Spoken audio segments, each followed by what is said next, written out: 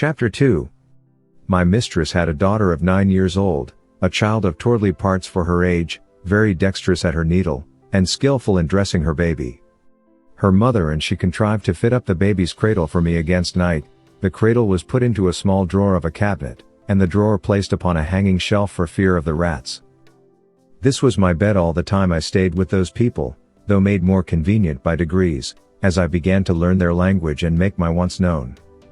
This young girl was so handy, that after I had once or twice pulled off my clothes before her, she was able to dress and undress me, though I never gave her that trouble when she would let me do either myself.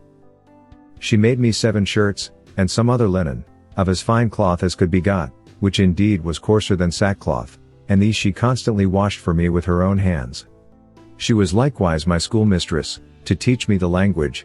When I pointed to anything, she told me the name of it in her own tongue, so that in a few days I was able to call for whatever I had a mind to.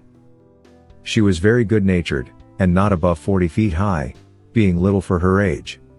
She gave me the name of Gulliver, which the family took up, and afterwards the whole kingdom. The word imports what the Latins call nanunculus, the Italians homuncelatino, and the English mannikin. To her I chiefly owe my preservation in that country. We never parted while I was there. I called her my Gloomdalclich, or little nurse, and should be guilty of great ingratitude, if I omitted this honorable mention of her care and affection towards me, which I heartily wish it lay in my power to requite as she deserves, instead of being the innocent, but unhappy instrument of her disgrace, as I have too much reason to fear. It now began to be known and talked of in the neighborhood, that my master had found a strange animal in the field, about the bigness of a splachnock, but exactly shaped in every part like a human creature, which it likewise imitated in all its actions, seemed to speak in a little language of its own, had already learned several words of theirs, when erect upon 2 legs, was tame and gentle, would come when it was called, do whatever it was bid, had the finest limbs in the world, and a complexion fairer than a nobleman's daughter of 3 years old. Another farmer, who lived hard by, and was a particular friend of my master, came on a visit on purpose to inquire into the truth of this story. I was immediately produced, and placed upon a table, where I walked as I was commanded, drew my hanger, put it up again, made my reverence to my master's guest, asked him in his own language how he did, and told him he was welcome, just as my little nurse had instructed me. This man, who was old and dim-sighted, put on his spectacles to behold me better, at which I could not forbear laughing very heartily, for his eyes appeared like the full moon shining into a chamber at 2 windows. Our people, who discovered the cause of my mirth, bore me company in laughing, at which the old fellow was fool enough to be angry and out of countenance. He had the character of a great miser, and, to my misfortune, he well deserved it, by the cursed advice he gave my master, to show me as a sight upon a market day in the next town, which was half an hour's riding, about 22 miles from our house. I guess there was some mischief when I observed my master and his friend whispering together, sometimes pointing at me, and my fears made me fancy that I overheard and understood some of their words. But the next morning Gloomdalclich, my little nurse, told me the whole matter, which she had cunningly picked out from her mother. The poor girl laid me on her bosom, and fell a-weeping with shame and grief. She apprehended some mischief would happen to me from rude vulgar folks, who might squeeze me to death, or break one of my limbs by taking me in their hands. She had also observed how modest I was in my nature, how nicely I regarded my honor, and what an indignity I should conceive it, to be exposed for money as a public spectacle, to the meanest of the people. She said, her papa and mamma had promised that Grildrig should be hers, but now she found they meant to serve her as they did last year, when they pretended to give her a lamb, and yet, as soon as it was fat, sold it to a butcher. For my own part, I may truly affirm, that I was less concerned than my nurse.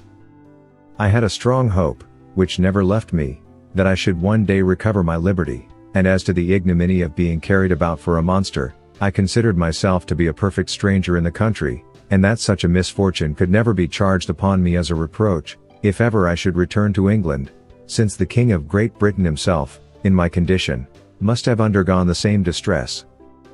My master, pursuant to the advice of his friend, carried me in a box the next market day to the neighboring town, and took along with him his little daughter, my nurse, upon a pillion behind him.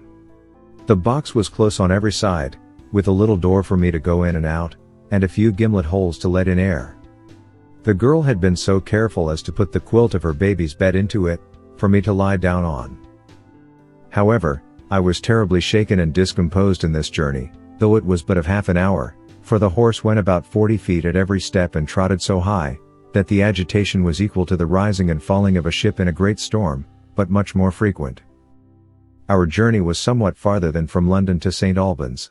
My master alighted at an inn which he used to frequent, and after consulting a while with the innkeeper, and making some necessary preparations, he hired the Grultrude, or crier, to give notice through the town of a strange creature to be seen at the sign of the Green Eagle, not so big as a splachnock, an animal in that country very finely shaped, about 6 feet long, and in every part of the body resembling a human creature, could speak several words, and perform 100 diverting tricks. I was placed upon a table in the largest room of the inn, which might be near 300 feet square. My little nurse stood on a low stool close to the table, to take care of me, and direct what I should do. My master, to avoid a crowd, would suffer only 30 people at a time to see me. I walked about on the table as the girl commanded. She asked me questions, as far as she knew my understanding of the language reached, and I answered them as loud as I could. I turned about several times to the company, paid my humble respects, said they were welcome, and used some other speeches I had been taught. I took up a thimble filled with liquor, which Glumdalclitch had given me for a cup, and drank their health. I drew out my hanger, and flourished with it after the manner of fencers in England. My nurse gave me a part of a straw, which I exercised as a pike, having learnt the art in my youth. I was that day shown to 12 sets of company, and as often forced to act over again the same fopperies, till I was half dead with weariness and vexation. For those who had seen me made such wonderful reports, that the people were ready to break down the doors to come in. My master, for his own interest, would not suffer any one to touch me except my nurse, and to prevent danger, benches were set round the table at such a distance as to put me out of everybody's reach. However, an unlucky schoolboy aimed a hazelnut directly at my head, which very narrowly missed me, otherwise it came with so much violence, that it would have infallibly knocked out my brains, for it was almost as large as a small pumpkin, but I had the satisfaction to see the young rogue well beaten, and turned out of the room. My master gave public notice that he would show me again the next market day, and in the meantime he prepared a convenient vehicle for me, which he had reason enough to do, for I was so tired with my first journey, and with entertaining company for 8 hours together, that I could hardly stand upon my legs, or speak a word. It was at least 3 days before I recovered my strength, and that I might have no rest at home, all the neighboring gentlemen from 100 miles round, hearing of my fame, came to see me at my master's own house. There could not be fewer than 30 persons with their wives and children, for the country is very populous, and my master demanded the rate of a full room whenever he showed me at home, although it were only to a single family, so that for some time I had but little ease every day of the week, except Wednesday, which is their Sabbath, although I were not carried to the town. My master, finding how profitable I was likely to be, resolved to carry me to the most considerable cities of the kingdom.